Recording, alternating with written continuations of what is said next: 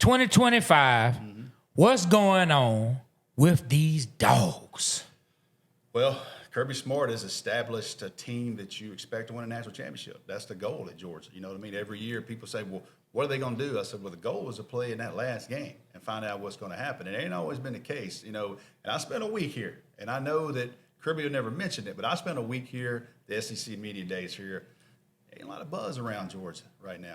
That's kind of a good thing. Something tells me that Kirby's going to eat that up. The guys going to eat that up. You know, I've known Gunnar Stockton a long time. I know we'll talk about him. But I got a chance to kind of talk to him on the side the other day. Yeah. And I said, Gunnar, what do you think, man? Because, I mean, there were cameras everywhere. I said, it's not really crazy today around y'all. He goes, not what I expected. And I said, you remember that now. Ain't a whole lot of people thinking a whole lot of what's going on around here. And I just kind of, he nodded his head and said, yes, sir. I think they got the message this week that don't forget about the team that won in that building right there against Texas about 9 months ago. They handled business in that building, and we'll see. But listen, it's Kirby Smart. It's a team that can win it. And I don't think there's an alpha team in football this year. I really don't, man. I think if we had this conversation last year, I'm telling you it's Ohio State. I'm telling you, going in, it was Ohio State. I don't care how much they spent.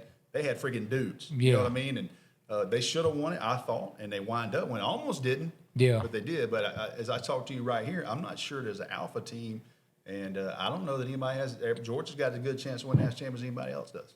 You know, I saw something the other day when I was just scrolling, and you know the pandemic. Yep. It gave a lot of kids extra years. Those kids are now gone, so the team is not as experienced. Teams aren't experienced. So I saw something about we have the talent, but we don't have the experience. Yep. What do you guys say about that? Yeah, because if you're at Georgia, I consider you one of those. You're basically one of those 1% aliens. You know what I mean? Like just because you haven't played, don't mean you're not an NFL guy or you play the Georgia standard. Yeah. So I think they got a lot of younger guys that you're going to learn their names. But you walk in that room right now.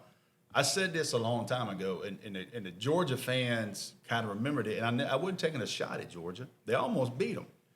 But I walked into State Farm in 2017, or the national championship between Georgia and Alabama on media day. Okay. And I looked at Georgia when they walked in, and I was like, they got some guys. Then I watched Alabama walk in. Georgia didn't look like Alabama, 1 through 85. We had some big dudes, but we didn't look like Alabama 1 through 85. I know exactly what you're saying. They didn't look like Georgia 1 through 85. But when you look at Georgia right now, 1 through 85, there's no difference in Ohio State.